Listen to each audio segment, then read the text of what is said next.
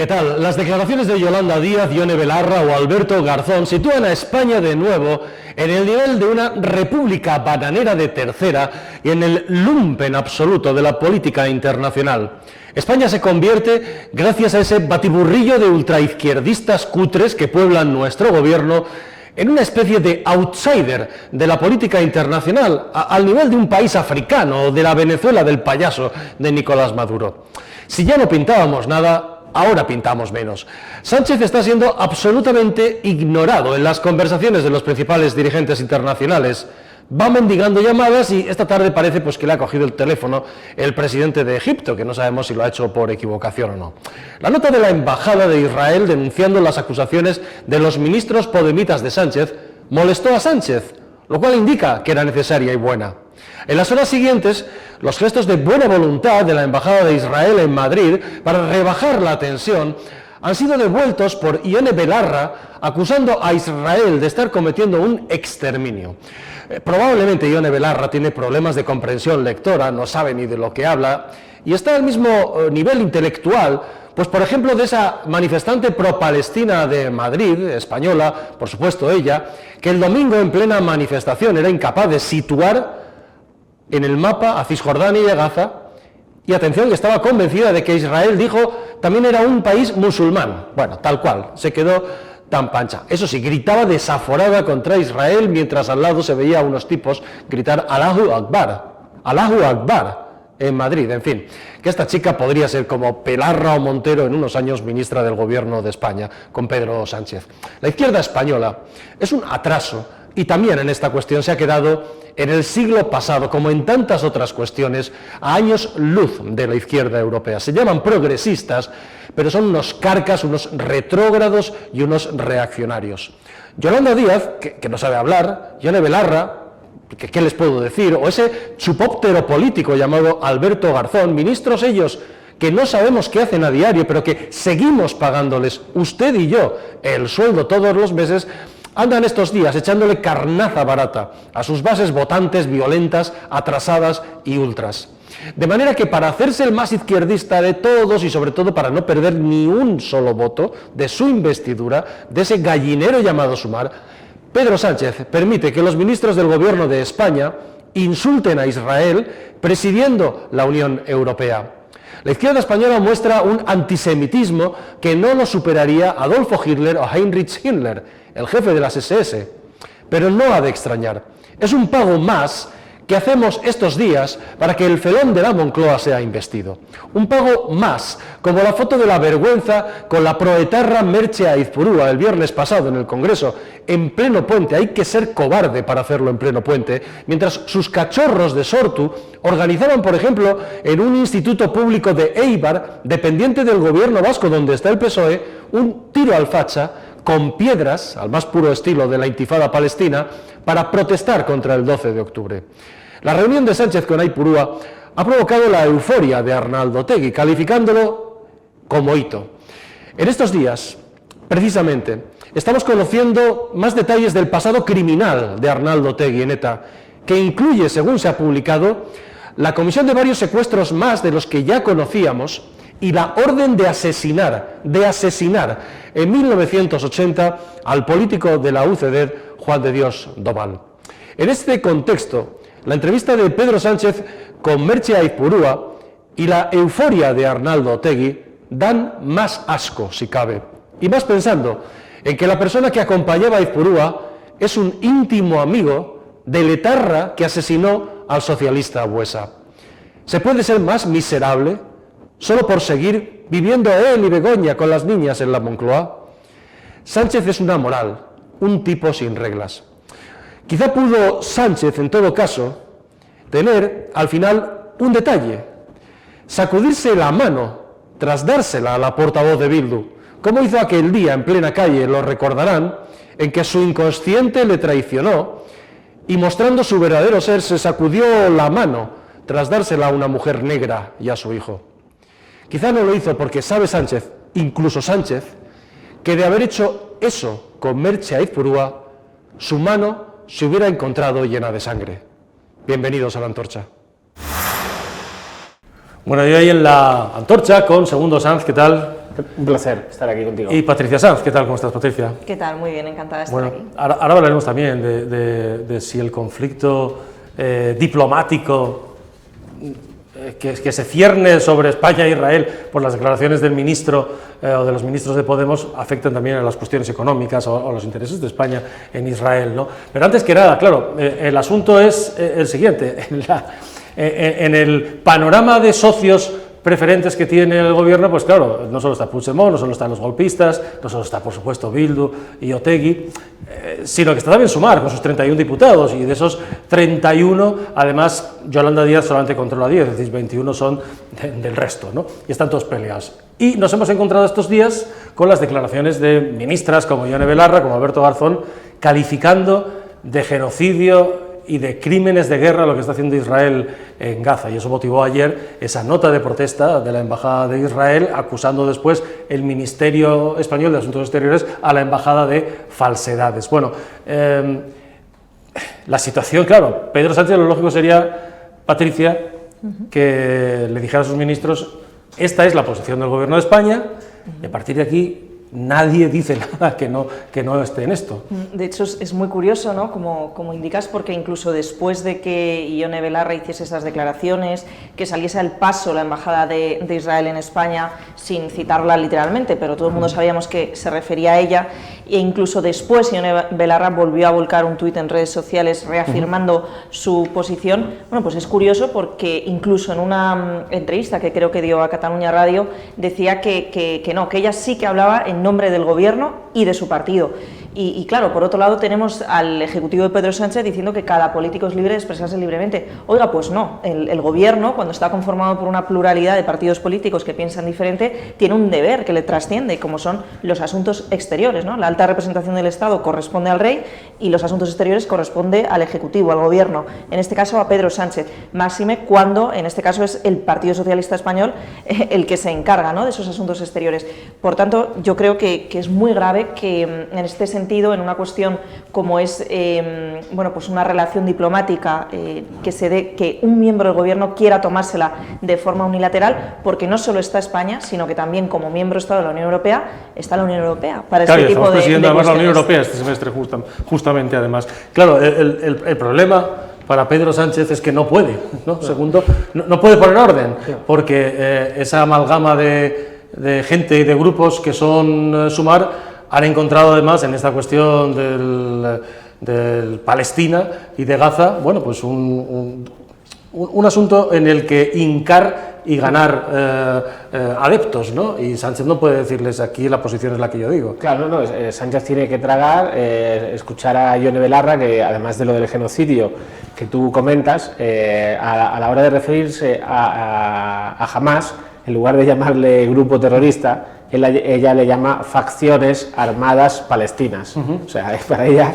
no es un grupo terrorista, es una facción, hay facciones armadas palestinas. Eso es lo que ha conllevado a Israel a sacar el comunicado. Hoy ha salido el ministro de Exteriores, Álvarez, diciendo que rápidamente llamó a la embajadora de Israel en España, que habló con ella, que se lo explicó todo, le dijo que la opinión del gobierno es la que marca digamos, el presidente y el ministro de Exteriores, que hay diferentes opiniones dentro del Ejecutivo, pero que la posición política la marca Exteriores, y ha dicho que el asunto está zanjado. Yo creo que es todo lo contrario. O sea, Israel ya nos ha cogido la matrícula al gobierno de España, y no solo por estas declaraciones, es que llevamos ya varios hechos. Uno, cuando se planteó la posibilidad de revisar a nivel de la Unión Europea, de revisar los fondos que van para colectivos antisemitas, ONGs antisemitas, que la Unión Europea se planteó ese debate, los primeros que fuimos a decir que no se puede tocar ese dinero, ni siquiera revisar, fue España. Luego, Sánchez es el presidente de turno de la Unión Europea en este momento.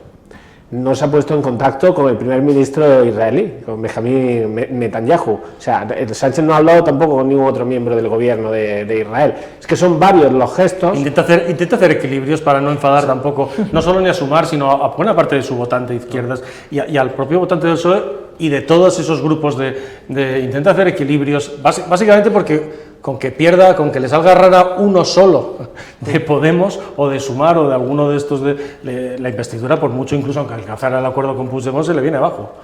Es muy importante, ¿no?, lo que suceda ahora, porque nos enfrentamos a una posible investidura que salga o no adelante y si no a unas posibles elecciones. La pregunta es, ¿quiere el Partido Socialista acabar con el Partido Socialista? Pues bueno, serán los votantes, ¿no?, al final los que decidan. Pero volviendo a este tema, yo creo que lo más preocupante de todo esto, y lo indicaba Segundo, es cómo se está calificando por parte de una rama del gobierno a lo que está sucediendo allí. Belarra hablaba literalmente, porque además lo pone por escrito, de Estado ocupante, refiriéndose al Estado de Israel. Entonces yo me pregunto, ¿y Hamas, que es visitante en Israel cuando ha tirado las bombas? Es decir, yo creo que en esto, además, toda Europa, yo creo que estamos de acuerdo en que hay una parte, ¿no?, bueno, pues que en este caso son terroristas, y es que no condenar esto, bueno, yo creo que da lugar a que se abra el pensamiento hacia formas no democráticas. Ellos que tanto son los libertarios y los defensores de la democracia, pero precisamente el hecho de que una parte del gobierno se posicione con su sola postura unilateral, al margen de lo que dicen los convenios bilaterales, al margen de lo que se dice en la Unión Europea, al margen dentro del propio gobierno, bueno, pues qué poco democrático, ¿no? Si no hay nada menos democrático que eso, ¿qué es? Claro, nosotros esta mañana estábamos con la embajadora de Israel y nos confirmaba efectivamente esa conversación con el ministro Álvarez. Evidentemente se quiere rebajar la tensión porque las relaciones históricas, políticas, económicas y culturales entre España y Israel son muy profundas y por tanto hay un punto en el que si en esa dialéctica va a más, pueden llegar a afectar, ¿no? Pero tampoco está tan claro que haya habido un compromiso por parte del ministro Álvarez de controlaremos a Belarra y a Garzón. De hecho, esta misma mañana en el Congreso Podemos se ha reunido, mientras el Congreso, que es otro tema, mientras el Congreso está paralizado por Armengol, que ha salido el PP a denunciarlo, hoy no ha habido junta de portavoces, no ha habido mesa, mientras no hay control al gobierno, no comparece Álvarez, porque en los otros parlamentos nacionales, en otros países europeos, sus gobiernos han ido a comparecer. El propio Scholz en Alemania fue donde dijo que Samidun, una de las ONGs próximas a Sumar, que estuvo detrás de la manifestación del otro día, él dijo que había que prohibir esa manifestación porque está considerado un grupo terrorista por Israel. O sea, sobre todo también porque el sábado famoso de la ofensiva, Samidun en las calles de Berlín celebró la ofensiva de Hamas, los crímenes de Hamas, repartiendo pasteles a la gente en la calle. Entonces, Scholz, del Parlamento alemán, ha dicho que va a prohibir a esa ONG, que es la que estuvo detrás de la manifestación del domingo aquí en Madrid. Pues es que, o sea, son gestos, lo que te iba comentando. Podemos ha dicho hoy que no ha recibido ninguna comunicación del gobierno para que Belarra baje el tono o modere y tal. Lo ha dicho así el diputado de Podemos, Javier Sánchez Serna, hoy en el Congreso, que se han reunido en privado con activistas palestinos y una de estas ONGs que recibe subvenciones cuya trazabilidad se pierde cuando llega. Claro, porque por ejemplo en la entrevista, y la podrán ver en OK Diario en las próximas horas, con la embajadora le preguntamos precisamente por los fondos que envía la Unión Europea en general y España también. Y Israel tiene absolutamente probado que la yihad islámica y Hamas tienen una red muy sofisticada de blanqueo de dinero que viene que se hace a través de estas ONGs. Ellos dicen, no acusamos a todas, pero sí sabemos que parte de esa ayuda financiera que envía España, entre otros países, o la Unión Europea, termina en fines terroristas. Y tanto es así que a veces también se retroalimenta, ¿no? A veces son terroristas o ciertos estados islámicos los que financian partidos políticos en España. No podemos decir nombres y apellidos porque no tenemos pruebas, pero sospechas absolutamente todas. Y es muy triste, ¿no? Porque al final en toda ocupación de cualquier estado, incluso cuando solo afecta a una parte del territorio, como es el caso, pues los damnificados al final son la población civil, pero no nos equivoquemos. Hamas está utilizando a la población civil como escudo, Israel no, esa es la gran diferencia. Por tanto, eso de hablar de un Estado ocupante, yo lo siento, pero no es algo que pueda compartir. Bueno, y de la documentación que se va conociendo, se observa que fue un plan súper detallado, muy preparado, que requirió evidentemente la ayuda sin duda de un Estado por detrás, aunque solo fuera para nublarlo a los ojos de los servicios de inteligencia israelíes, y además consta que los terroristas han tenido que hacer una especie de formulario a la vuelta para indicar en cada pueblo, en cada zona exactamente cuántos habían matado, civiles por supuesto, a cuántas mujeres habían violado y a cuántos habían secuestrado.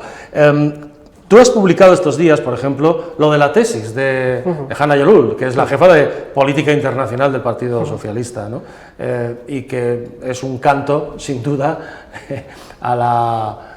al terrorismo palestino. Sí, justo teníamos esa investigación hecha y veíamos cómo en el ambiente se iba instalando en la opinión pública el debate de no llamar a Hamás grupo terrorista. Veíamos cómo Ione Belarra, Yolanda Díaz, que también fue bastante equidistante, estábamos viendo cómo en el ambiente se instalaba el no llamar grupo terrorista, no considerar grupo terrorista a Hamás cuando la Unión Europea y Estados Unidos lo consideran. Pues hemos visto el momento oportuno, porque esa investigación estaba hecha, la teníamos hecha, de sacar lo que la jefa, ya no es una parte del gobierno, porque está todo el mundo diciendo, no, hay una parte comunista del gobierno, no. La jefa de política internacional del PSOE, que está también dentro del grupo de Sánchez para la investidura, el grupo negociador de Sánchez para la investidura, Hanna Jalol está dentro de ese grupo, pues ella en su tesis doctoral evita llamar a Hamás grupo terrorista y utiliza eufemismos del tipo resistencia palestina, milicias palestinas, o sea, en ningún momento se refiere ella directamente a Hamás, aparte de, bueno, es que entrevista a dirigentes, entrevista al actual dirigente de Hamás en Líbano, que ya lo era, entrevista hoy que publicamos a un clérigo que justo al año siguiente de su entrevista se puso a ensalzar a Bin Laden y evitó condenar los atentados del 11S, o sea, es un despropósito de tesis. La izquierda española se ha quedado también en este asunto, iba a decir en el siglo pasado, pues sí, en el siglo pasado puede ser, efectivamente, y por no llevarlo al anterior, hasta en esto la izquierda española es absolutamente retrógrada y probablemente de las más atrasadas, o si no la más atrasada de Europa, en esta cuestión. Y ya no solo retrasada, sino antidemocrática. A mí me parece muy grave lo que nos ha contado Segundo, que además yo no era conocedora de ello, porque al final con la temática económica te desligas más de las cuestiones parlamentarias. Es muy grave que no esté compareciendo nuestro ministro de Asuntos Exteriores para que explique, uno, cuál es la postura, que todos debiéramos conocerla porque no se ha explicado otra, y dos, que responda ante la cuestión de que tiene parte de su gobierno en clara oposición a la postura, digamos, principal española, porque no nos podemos olvidar, y en este sentido claro que es retrógrada, ¿no?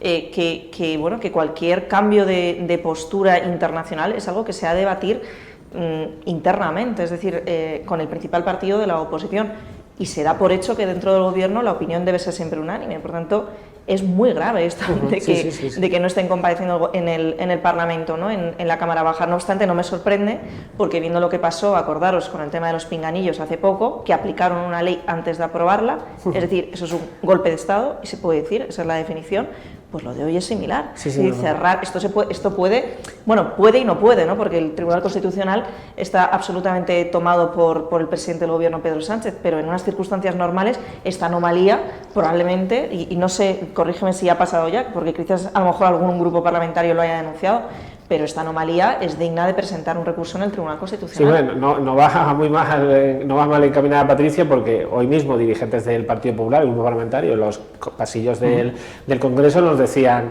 es que el único precedente que tenemos de este cerrojazo fue el de la pandemia. El de la pandemia, claro. El de la pandemia, recordamos el famoso de la pandemia, y ahí al final... Sí, porque hay que explicar que no hay ninguna actividad. Exactamente, no hay ninguna actividad, y eso le costó, recordaban cómo le costó que fuera percibida Batet por el Tribunal Constitucional, por aquel cerrojazo, ¿no? que hizo. Pues esta presidenta, la actual presidenta, va por el mismo camino, o sea, digamos... Claro, porque hay que decir que la parálisis tiene que ver con el hecho de que no avanzan las negociaciones, claro, o que avanzan pero no están cerradas las negociaciones para fijar una fecha de la investidura del presidente Claro, Sánchez. Sí, pero exactamente, por eso no fija la fecha de la investidura, claro, pero el Congreso tiene que seguir adelante, o sea, claro, una sesión de control, claro, comisiones... Está en un periodo ordinario a pesar de tener un gobierno en funciones, ¿no? de sesiones parlamentarias. Hoy mismo en el Senado ha habido un pleno, el PP ha llevado una iniciativa en contra, digamos, de la amnistía, a favor de la igualdad de los españoles. PSOE ha llevado también otra iniciativa suya, o sea, se está debatiendo y se están aprobando iniciativas o debatiendo, pero aquí está paralizado el Congreso cuando están pasando otras cosas más allá de la negociación de la está complicando la negociación al presidente Sánchez, por lo que se comenta en el Congreso, por lo que pueda comentarlo tanto desde el lado socialista como desde el lado popular, porque hoy, por ejemplo, la ministra portavoz insistía mucho en la rueda de prensa posterior al Consejo de Ministros en lo de si hay acuerdo. Hasta ahora teníamos lo de va a haber un acuerdo, seguro, va a haber un gobierno progresista, seguro, pase lo que pase. Ahora ya se repite lo de si hay acuerdo. ¿Es un paripé o nos están preparando para que no haya acuerdo finalmente? El apoyo que tienen prácticamente cerrado, por mucho que dijeran que no, fuegos artificiales, pero está cerrado, es el de Bildu, que se reunieron el viernes y luego si eso lo comentamos. O sea, ahora mismo Sánchez solo tiene el apoyo de los herederos del brazo político de la organización terrorista ETA, ¿no? Pero de los otros partidos independentistas, pues yo creo que mi opinión personal es que van a apurar, y viendo las declaraciones del gobierno, van a apurar el plazo al máximo, van a intentar llevarlo al 27 de noviembre, las horas previas, para presionar con esa fecha a Puigdemont, porque RC, por mucho que hable de referéndum y tal, el tema es Puigdemont y a ver qué decide Puigdemont en esos últimos días, cerca del 27. Tú siempre has defendido que va a haber elecciones al final. Yo siempre he defendido que iba a haber elecciones generales, se me ha tildado de loca por redes sociales, de todo, pero por lo que nos está contando Segundo, parece que ahora la apuesta no es tan, en fin, irreversible. Lo cual, sinceramente, yo creo que, sobre todo en lo que nos toca más a nuestra sección de economía, yo creo que sería algo muy bueno, porque que ahora mismo se formase un gobierno en aras de que luego haya una imposibilidad, por ejemplo, de conseguir presupuestos generales, como le pasó a Rajoy, acordémonos, ¿no? En junio de aquel año, pues sinceramente eso desmonta absolutamente el reparto de dinero para todos los fondos públicos. Por tanto, yo creo que lo que mejor puede pasar para España es que haya una repetición y evidentemente el gobierno que salga, bueno, pues tenga, bueno, pues unos visos más de, no solo de constitucionalidad y legitimidad y legitimación, sino también pues de que perdure en el tiempo. Bueno, hay quien, ahora que dices lo de la legitimidad, claro, hay quien plantea también que si se forma un gobierno con el apoyo de Puigdemont y aprobando una ley de amnistía, se perdería, este gobierno perdería la legitimidad más allá del resultado electoral o de la mayoría parlamentaria que se pudiera constituir, en tanto algo del calado de una ley de amnistía, del calado político y jurídico de una ley de amnistía, fue algo que estuvo fuera absolutamente de la campaña electoral. Es más, el PSOE acudió a estas elecciones últimas diciendo que no estaba a favor de esto y que era todo lo contrario, ¿no? Y que por tanto empieza a haber voces diciendo, bueno, lo que debería hacer el PSOE, el señor Sánchez, si llega a un acuerdo, es enseñarnos el acuerdo y que hubiera ya, por aquello del derecho a decidir, ya sabéis, ¿no? Que tenemos derecho todos los españoles a decidir, que hiciera un referéndum o que convocara de nuevo elecciones. Esto sería lo lógico en términos democráticos, que nos enseñaran, pues este es el papel, negro sobre blanco, lo que hemos pactado. Y si hay que votar, que votemos todos, que es lo que contempla nuestra Constitución. El referéndum tiene que ser nacional, se decida sobre todo sobre parte del territorio. Y esto es muy importante porque ahora mismo la izquierda, tanto comunistas como los propios socialistas, porque les conviene para pactar, nos están intentando vender que es posible un referéndum solo para los catalanes. No. El referéndum tiene que ser, cuando afecta a una cuestión territorial, votado por todos los españoles. Y ese apoyo no lo tienen.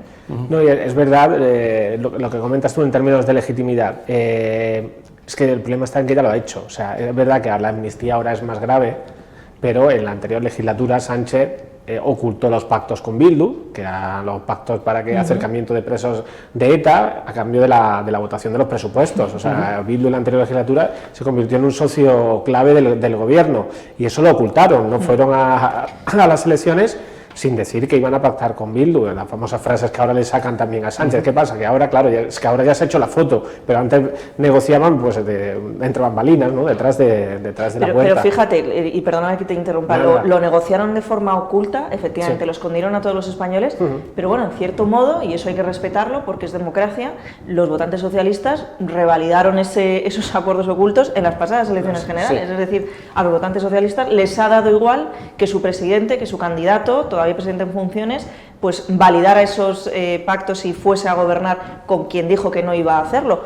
Por tanto, ¿en qué cambia que ahora les vaya o no a importar? Y ese es el gran miedo, ¿no?, de los que sí que creemos en la democracia, ¿no? Si ya lo que nos cuentan, dado que no resulta vinculante para unas elecciones, no ha de ser obligatorio, pues ¿dónde está la línea? Sobre todo porque en este caso, efectivamente, no estamos hablando de incumplir una promesa de subir o bajar impuestos, incluso pese a las características de un gobierno de partidos golpistas como los catalanes o terroristas como Bildu, bueno, has mentido y al final has terminado pactando con ellos. Bueno, estamos hablando de una cosa, de un calado fundamental que afecta a la arquitectura constitucional como es una ley de amnistía. Y por eso es tan grave, que España todavía, y yo siempre que vengo a este programa contigo lo digo, pero es que es necesario, por eso es tan grave que no esté por Constitución, por nuestra Constitución de obligado cumplimiento, que no se puedan formar partidos que, ya no que enaltezcan el terrorismo, que evidentemente eso está prohibido por la ley de partidos políticos, pero partidos que vayan contra la unidad del Estado español, y eso sucede en Italia, en Francia, en Alemania, en Portugal, en todos los países del entorno, pero no aquí. ¿Cómo es posible, no? Es muy importante que empecemos a poner negro sobre blanco esto, y que no porque un conjunto de mayoría de ciudadanos decida que se puede pactar con terroristas se convierta en posible, porque así sucedió con, por ejemplo, el nazismo, y por eso precisamente surgió estas cláusulas que prohíben que eso pueda suceder en las constituciones del entorno europeo. Oye, te pregunto, claro, en el galimatías este interno de Sumar, donde efectivamente al final de 31, insisto, Yolanda Díaz controla 10 y tiene a 21 satélites por ahí danzando, hay 5 votos fundamentales que son los de Podemos, y tenemos esa guerra interna, esa exigencia de Podemos de que Irene Montero esté.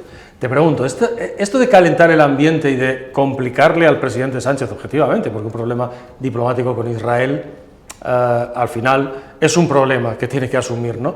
Esto no se va a utilizar como moneda de cambio, bueno, pues a lo mejor, venga, garantízame. Y esto puede ser parte del lío interno de cerrar ese acuerdo de investidura, en este caso con Sumar, claro, Yolanda Díaz no quiere, son los ministros de Podemos, porque Yolanda Díaz empieza a estar ya un poco más moderada respecto al tema de Israel, pero son ellos los que siguen calentando. Lo van a utilizar como moneda de cambio de, bueno, pero garantízanos que Irene o uno de nosotros va a estar en el gobierno. Yo creo que lo van a utilizar seguro, pero... es uno de esos equilibrios que tiene que hacer el presidente seguro, todavía, ¿no? Seguro que lo van a utilizar, además van a apostar a eso muy fuerte porque sigue el Ministerio de Igualdad, sigue Irene Montero, cuando el PSOE es uno de los ministerios que quiere. Se está hablando de un trueque ahí también del Ministerio de Sanidad, que pueda ir a la plataforma de Sumar, ha salido el nombre de Mónica García.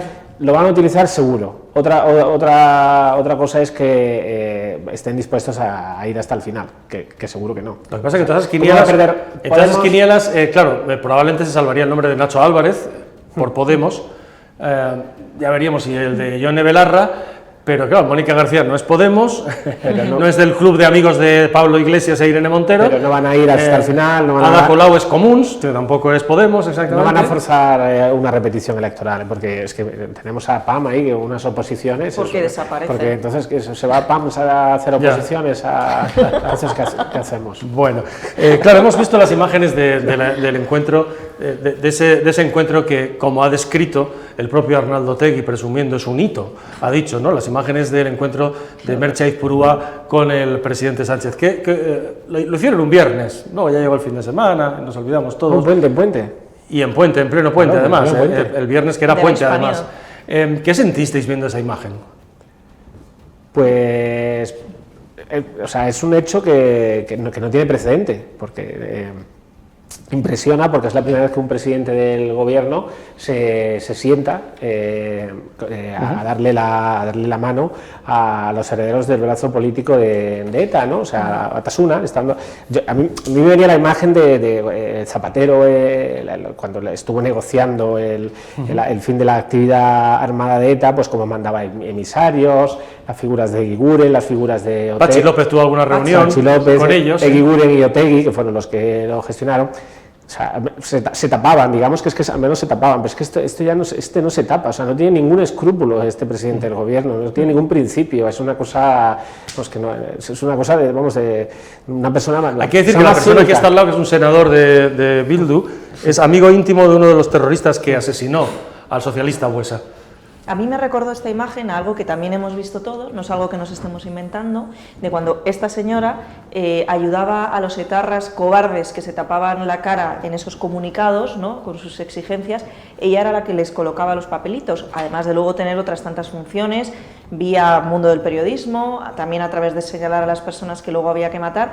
Para mí esta señora simboliza lo que simbolizaba la banda terrorista ETA, y nuestra generación, aunque lo vio más pequeño, yo creo que no nos hemos olvidado, nos acordamos de esos bombazos por todo Madrid, por otras partes de España, nos acordamos de estos señores encapuchados dando comunicados por la televisión, generando el miedo en la sociedad española, nos acordamos de todas esas veces que se nos prometía que se iba a desarmar a la banda terrorista, y sinceramente yo no sé si se ha terminado o no de desarmar. En fin, yo creo que todos compartimos un sentimiento de vergüenza, porque en ningún caso un clamor político, ¿no? un sentir político puede conseguirse a través de la violencia. Y esta gente es la heredera, amiga, como tú indicabas, Vicente, de estos terroristas. Fijaos, sí. Viendo las imágenes y escuchando a Patricia, también se me ha venido ahora, por ejemplo, a la mente cuando me tocó cubrir el asesinato de dos guardias civiles jóvenes que en el País Vasco, legutiano, estaban de servicio,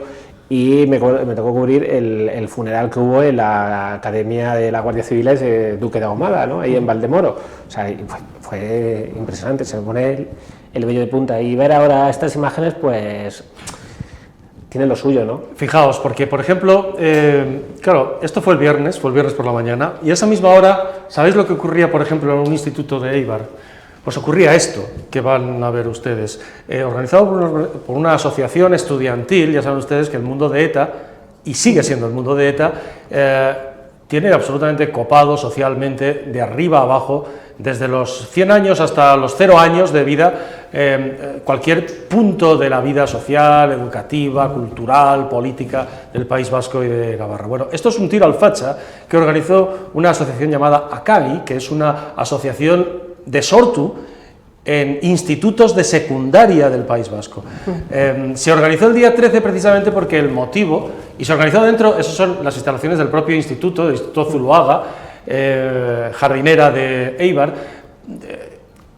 Se organizó ese día precisamente porque el lema era nada que celebrar, en referencia a España, por el 12 de octubre. Estas son las nuevas generaciones. Estos chicos en 3 años están votando, y dice el PNV que se extraña de que sus niños vayan a votar a Bildu en vez de al PNV, el que votaba papá. Claro. Es tremendo, ¿no?, lo que hemos sembrado, lo que se ha sembrado en el País Vasco, ¿no? Hay que decir que esto ocurrió no solo aquí, sino que ocurrió también en otros institutos. Y hay que decir que después de la publicación de OK Diario estas imágenes, porque presumen en redes sociales de hacerlo, las han retirado inmediatamente, entre otras cosas porque está prohibido hacer esto dentro de un instituto. Claro, es que además de inmoral, es que es ilegal, ¿no? Y de verdad, a mí es que esto me recuerda a la época, bueno, también a la época de los nacionalistas en Cataluña, cuando quemaban banderas del rey. Bueno, a la época, parece que es más antiguo, pero pasó antes de ayer, en 2017. Y en todo caso, esto da mucha pena, ¿no? Porque se está viendo el adoctrinamiento que hay en las escuelas de jóvenes que probablemente, pues, en fin, entre pocos y ningún libro han debido leer sobre la historia de España, y que ellos mismos yo creo que se avergonzarían de sí mismos si supiesen de verdad el sufrimiento que ha generado en la sociedad española, especialmente en la vasca, todo lo que fue la banda terrorista ETA, que precisamente surgió entre gente muy joven, ¿no?, entre gente universitaria. Sí, no, tienen una red, la red de Bildu en ayuntamientos, colectivos, AMPAs, es público, este colegio supongo que sería los colegios que tú hablas. Es un instituto público, se hace secundaria, Zuloaga, y claro, de Zuloaga, que es uno de los institutos públicos dependientes de la Consejería de Educación del Gobierno vasco, Consejería de Educación que está en manos de un miembro del PNV, pero en Gobierno vasco en el que está el Partido Socialista. Claro, sí, pero bueno, con Idoia Mendia como vicepresidenta. Pero evidencia el problema que tiene el PNV, o sea, que no se está enterando de cómo, digámoslo vulgarmente, le están comiendo la tostada a Bildu, ¿no?, que está con su red que tiene de colectivos en los ayuntamientos, está consiguiendo, blanquear el terrorismo de ETA, blanquear la historia criminal de ETA a costa pues nada la historia criminal de ETA y de algunos de sus dirigentes, porque bueno, en este proceso de blanqueamiento os pregunto, claro, vemos a Merche Purúa, y contaba y recordaba Patricia Merche Purúa, es periodista y trabajaba en el diario Egin. El diario Egin básicamente había que leerlo todos los días, por si acaso alguien te citaba, aunque fuera indirectamente, en un artículo perdido de opinión, y sabías que estaba siendo marcado en aquellos años finales de los 80 y principios de los 90, estaba siendo marcado como objetivo terrorista de ETA. Esta señora se dedicó a trabajar fue condenada por enaltecimiento del terrorismo y se dedicó a trabajar en Esperguera. Y dices, bueno, Merche Purúa ya nos la han normalizado, como a todos los que tiene de compañeros, pero claro, Arnaldo Otegi. Estos días estamos viendo publicados en la prensa documentos inéditos que están cogiendo telarañas, o llevan 40 años cogiendo telarañas en la Audiencia Nacional, y que han sido desvelados, que indican que la responsabilidad criminal como terrorista de Arnaldo Otegi fue mucho más allá de las cuestiones que ya sabemos. Tuvo además inmensamente la suerte a Otegi en muchos de sus juicios, por ejemplo en el juicio del secuestro de Javier Rupérez, pues que no se le pudo reconocer, precisamente esas son las garantías del Estado de Derecho, ¿no? Y en algunos otros actos terroristas y secuestros especialmente, pero claro, la conclusión de esas informaciones que estamos sabiendo es que Otegi fue la persona que dio la orden del asesinato del dirigente de la UCD en 1980, el 31 de octubre del 80, de Juan de Dios Doval, asesinado en aquella fecha, ¿no?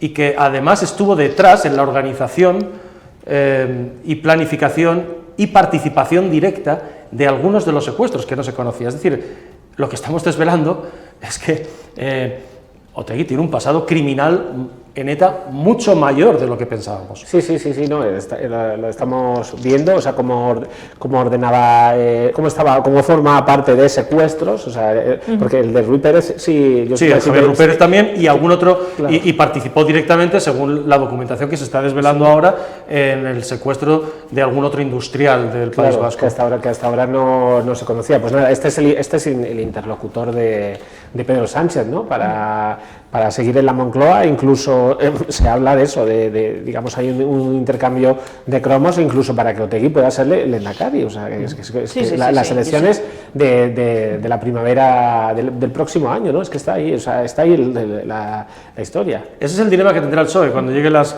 elecciones, si son adelantadas a marzo, si son en verano, como corresponde, en junio, haciéndolas coincidir con las europeas. Bueno, o apoyar a Otegi, según todo indica los resultados, o apoyar al PNV con quien gobierna ahora, ¿no? En cualquier caso, la posición de Sánchez no va a ser tan fácil, porque si apoya al PNV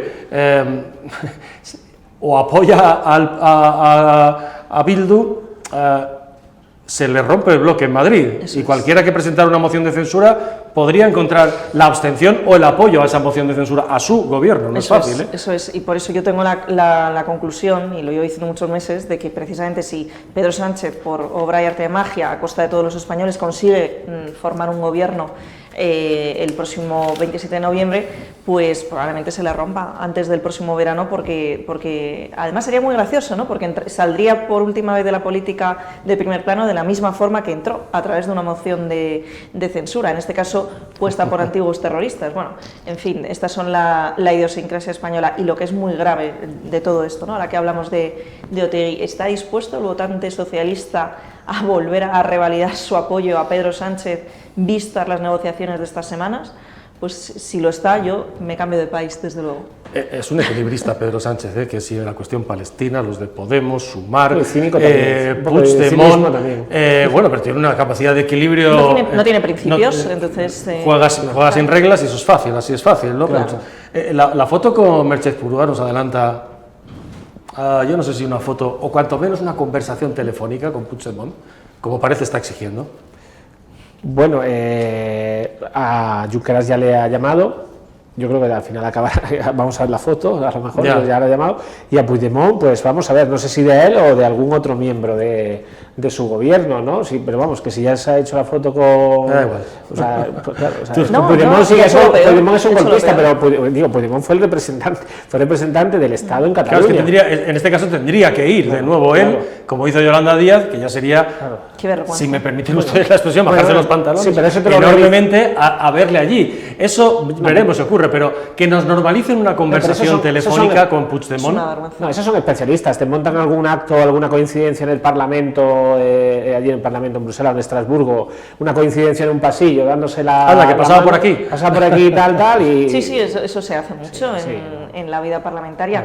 Vamos a ver, es muy grave el foco mediático que el Partido Socialista está dando a los golpistas y a los terroristas. O sea, esto hay que decirlo alto y claro y sin ningún tipo de complejos, porque esta gente que no eran nadie, ahora están empezando, en fin, a ser más escuchados en todos los medios de comunicación. Y luego apuntar una pequeña cosa última, y es la importancia de la recuperación de las competencias a nivel estatal de la educación en España. O sea, el grave problema de lo que estamos hablando hoy aquí, de que estos jóvenes hayan hecho un tiro al facha inmoral e ilegal. O sea, el verdadero problema es la educación. Y en fin, pues la delegación competencial de eso es algo que yo creo que los principales partidos democráticos, en este caso Partido Popular y Partido Socialista, los dos más votados en las últimas elecciones generales, deberían sentarse. Pero claro, con Pedro Sánchez... Sí, lo que se me viene a la cabeza hablando, la moción de censura, cuando Sánchez gana la votación de la moción de censura, Rajoy se despide, Rajoy y tal. Sí. Se levanta como un señor y le da la mano. Luego coincide, creo, no sé si es en la cafetería, no recuerdo bien, lo publicó una compañera, una periodista parlamentaria en un libro. Lo publicó bien porque consultando distintas fuentes y tal, coincidieron y coinciden las fuentes y el relato es verídico. Se fue a saludar a Merche Purúa y le dio las gracias y se le apretó la mano por haberle permitido el voto, por el voto que le dio para ser presidente del gobierno en la moción de censura. Por la votación, no sé si se abstuvieron, pero vamos, que facilitaron, ¿no? Facilitó que Sánchez fuese presidente y le dio la mano. ¿Qué pasa? Que ahora ya lo hacen en público, o sea que yo no descarto que vaya y se dé la mano con Puigdemont en cualquier escenario. O que le dé la puñalada trapera, ¿no? La propia mujer que le dio la mano y le eche del gobierno una vez lo haya formado. Eso tampoco... Bueno, a lo mejor eres tú quien escribe la historia. Eso será si finalmente Otegi consigue que su objetivo sea el Lehendakari del País Vasco.